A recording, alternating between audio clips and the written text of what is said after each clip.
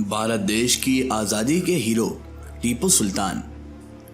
शेर की एक दिन की जिंदगी गीदड़ की 100 साल की जिंदगी से बेहतर है।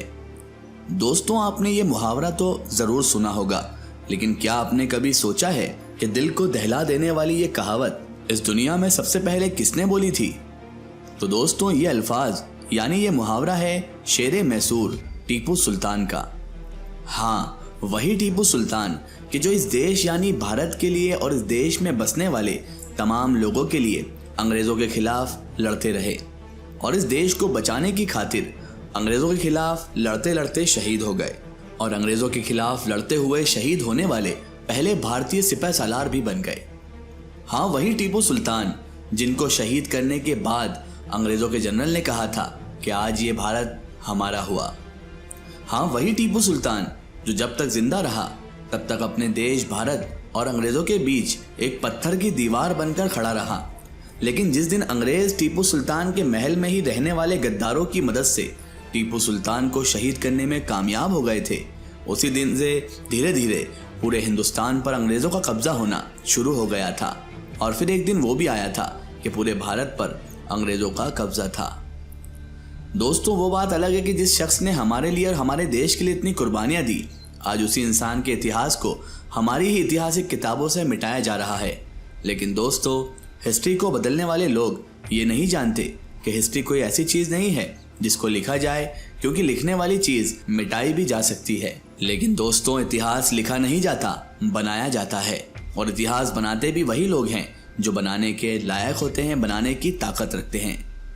तो दोस्तों, आज की इस वीडियो में हम जानेंगे कि आखिर टीपू सुल्तान कौन थे, उन्होंने अपनी पूरी जिंदगी कैसे गुजारी और आखिर किस तरह उन्होंने हमारे देश भारत को अंग्रेजों से बचाकर रखा था। टीपू सुल्तान को लेकर आप तमाम लोगों के दिमाग में अभी तक जितने भी डाउट्स हैं, जितने भी सवाल हैं, इस दावे के साथ उम्मीद करता हूं कि आज की ये वीडियो देखने के बाद आपके सारे के सारे सवाल भी हल हो जाएंगे, सारे के सारे डाउट्स भी क्लियर हो जाएंगे।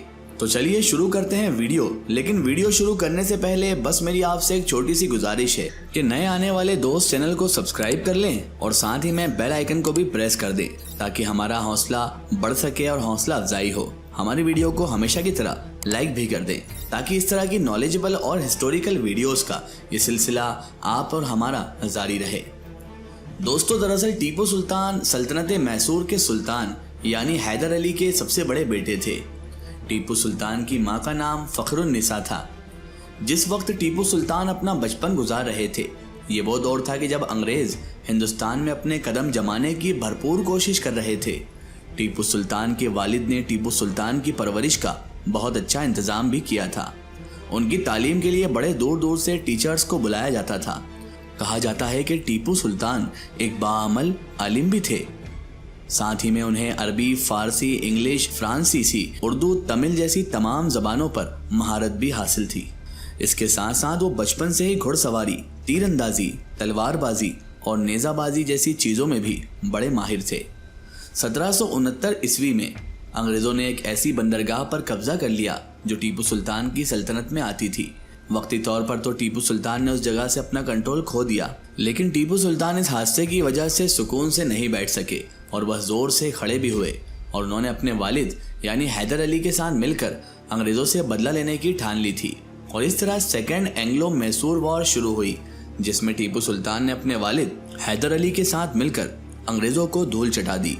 1780 में अंग्रेजों ने एक बार फिर से जंग छेड़ दी, लेकिन इस बार भी टीपू सुल्तान हैदर अली यानी अपने वालिद के साथ 90,000 का लश्कर लेकर बेंगलुरु पहुंच गए।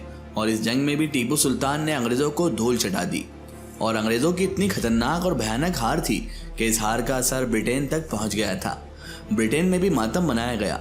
7 दिसंबर 1782 को हैदर अली का इंतकाल हो गया। जिस वक्त हैदर अली का इंतकाल हुआ, उस वक्त टीपू सुल्तान की उम्र महज 22 साल थी। यानी 22 साल की उम्र में ही टीपू सुल्तान के सर पर से मैसूर की सल्तनत का बोझ भी आ चुका था और उनके बाप का साया भी उठ चुका था। टीपू सुल्तान जब इतनी कम उम्र में ही मैसूर के तख्त पर बैठे तो उन्हें बहुत सारी परेशानियों का सामना करना पड़ा और इन तमाम चीज़ों में सबसे बड़ी परेशानी अंग्रेज थे। अंग्रेज बार बार लाख कोशिश करते, लेकिन वो टीपू सुल्तान को नहीं हरा पाते थे। टीपू सुल्तान की होशियारी के सामने अंग्रेज़ों की तमाम साजिशें नाकाम हो जाया करती थी। एक वक्त ऐसा भी आया कि अंग्रेज़ों को टीपू सुल्तान से मुआयना यानी समझौता करना पड़ा, और इस समझौते में टीपू सुल्तान ने जो जो शराइतें रखी उन तमाम शराइतों को अंग्रेज़ों को मानना भी पड़ा। और ये इतिहास का पहला और आखिरी मौका था कि जब कोई हिंदुस्तानी अंग्रेज़ों पर इतना भारी पड़ा था। तो टीपू सुल्तान ने हिंदुस्तान के लिए वो किया जो आज तक कोई भी नहीं कर पाया है। टीपू सुल्तान की सल्तनत की जो जल सेना थी यानी पानी वाली फौज, वह उस दौर में दुनिया की सबसे ताकतवर फौज थी। टीपू सुल्तान को ही इस दुनिया का सबसे पहला मिसाइल मैन माना जाता है। परमाणु बम का आविष्कार करने वाले डॉक्टर APJ अब्दुल कलाम जी भी उनके मुताबिक टीपू सुल्तान ही दुनिया के पहले इंसान थे जिन्होंने रॉकेट टेक्नोलॉजी पर काम किया, और टीपू सुल्तान की टेक्नोलॉजी के जरिए ही इस दुनिया में रॉकेट को बनाना सीखा था। अंग्रेज़ों ने बाद में जितने भी रॉकेट्स बनाए वो तमाम टीपू सुल्तान की टेक्नोलॉजी के जरिए से ही बनाए थे, क्योंकि टीपू सुल्तान को शहीद करने के बाद उनकी तमाम तर टेक्नोलॉजी अंग्रेज़ हिंदुस्तान से लंदन ले गए थे। टीपू सुल्तान ने अंग्रेज़ों के खिलाफ जंग करने के लिए न सिर्फ रॉकेट टेक्नोलॉजी का इस्तेमाल किया बल्कि जंग करने के नए नए तरीके भी खोज डाले थे। टीपू सुल्तान ने जंग करने के तरीकों पर एक किताब लिखी थी जिसका नाम था फतहुल मुजाहिदीन। फतहुल मुजाहिदीन भारत की पहली किताब थी जो जंग के तरीकों को सिखाने के लिए लिखी गई थी। टीपू सुल्तान ने अपनी सल्तनत में अपने नाम के सिक्के शुरू करवाए थे। दोस्तों, तुर्की में मौजूद सल्तनत उस्मानिया जैसी बड़ी सल्तनत भी टीपू सुल्तान को बहुत अहमियत दिया करती थी। टीपू सुल्तान को अंग्रेज़ों के खिलाफ लड़ने के लिए जब सिपाहियों की ज़रूरत पड़ी तो टीपू सुल्तान ने सल्तनत उस्मानिया से मदद की गुहार लगाई थी, जिसके बदले में उस दौर की सल्तनत उस्मानिया के बादशाह ने टीपू सुल्तान की भरपूर मदद भी की थी।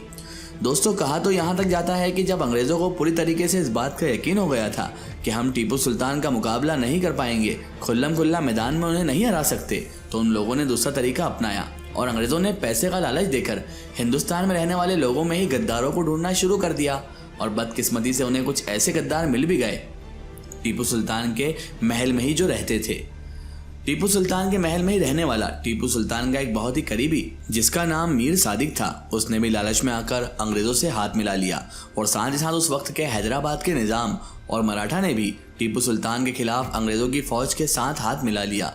और नतीजा ये हुआ कि इन तीनों फौजों ने मिलकर, यानी अंग्रेज़ों की फ़ौज, हैदराबाद के निज़ाम की फ़ौज ने और मराठाओं की फ़ौज ने मिलकर टीपू सुल्तान के ऊपर एक साथ हमला किया। और वहीं दूसरी तरफ टीपू सुल्तान के ही महल में जो गद्दार मौजूद था यानी मीर सादिक, उसने भी इनकी अंदरूनी तौर पर बहुत ज़्यादा मदद की। कहा जाता है कि जब टीपू सुल्तान को इस बड़े हमले की खबर दी गई तो उस वक्त टीपू सुल्तान खाना खा रहे थे। इस हमले की खबर सुनते ही टीपू सुल्तान खाना छोड़कर फ़ौरन भागने लगे। उनके कुछ वफादार सिपाहियों ने टीपू सुल्तान को यह मशवरा दिया कि सुल्तान, इस वक्त हमारे पास मुट्ठी भर ही फ़ौज मौजूद है, बेहतर यह होगा कि आप इस महल के खुफिया रास्तों से बाहर निकल जाएं और अपनी जान बचा लें, और यहाँ के तमाम हालात से हम खुद निपट लेंगे। लेकिन दोस्तों, टीपू सुल्तान ने अपने उन वफादार सिपाहियों से ये ऐतिहासिक अल्फाज कहे थे कि शेर की एक दिन की जिंदगी गीदड़ की 100 साल की जिंदगी से ज्यादा बेहतर है। और अपने चंद वफादार सिपाहियों के साथ अंग्रेज़ों के खिलाफ लड़ते लड़ते 4 मई 1799 को टीपू सुल्तान ने इस दुनिया को अलविदा कह दिया। और इस तरह टीपू सुल्तान अंग्रेज़ों के खिलाफ लड़कर शहीद होने वाले हिंदुस्तान के पहले शासक बने। दोस्तों, टीपू सुल्तान से अंग्रेज़ किस कदर डरते थे, इस बात का अंदाज़ा सिर्फ इस बात से लगाया जा सकता है कि जब टीपू सुल्तान शहीद हो गए थे उसके बाद भी अंग्रेज़ों के अंदर काफ़ी वक्त तक ये जुर्रत नहीं थी कि वो टीपू सुल्तान की जिस्म के पास, उनकी डेड बॉडी के पास भी जा सकें। साथ ही साथ आपको बता दें कि टीपू सुल्तान के शहीद होने के बाद अंग्रेज़ों के जनरल ने यह बात कही थी कि आज से हिंदुस्तान हमारा हुआ, यानी अब हमें हिंदुस्तान पर कब्जा करने से कोई भी नहीं रोक सकता। टीपू सुल्तान के मरने के बाद लंदन में जश्न मनाया गया था। दोस्तों, वैसे तो टीपू सुल्तान को हिंदुस्तान में रहने वाला हर इंसान फ्रीडम फाइटर मानता है और उन्होंने जो हमारे लिए कुर्बानियां दी उस पर उनका शुक्रगुजार भी होता है। लेकिन पिछले कुछ सालों से नफरत की राजनीति का असर टीपू सुल्तान पर भी, उनके इतिहास पर भी पड़ा है, जिसका सबूत आप पिछले कुछ सालों से देख ही रहे होंगे। एक न्यूज़ में ये बताया गया था कि कर्नाटका की गवर्नमेंट ने ये फैसला लिया है कर्नाटका के स्कूल की हिस्ट्री की जो बुक है उसमें टीपू सुल्तान का चैप्टर निकाला जाएगा। अब आप जरा सोचिए कि जिस फ्रीडम फाइटर ने हमारी भारत की आज़ादी में इतना बड़ा योगदान दिया उसका ही चैप्टर गायब करने में ये लोग लगे हैं। आखिर इन लोगों की नीयत क्या है ये आप लोग सभी जानते हैं। बहरहाल दोस्तों, हमारी आज की वीडियो में बस इतना ही। आप इस बारे में अपनी क्या राय रखते हैं कमेंट सेक्शन में हमें ज़रूर बताइएगा और हमारे चैनल को सब्सक्राइब करना बिल्कुल ना भूलिएगा। पास में दिए गए बेल आइकन को प्रेस कर दीजिएगा ताकि आने वाली हर नई वीडियो की नोटिफिकेशन आप तक पहुंचती रहे। जय हिंद, वंदे मातरम।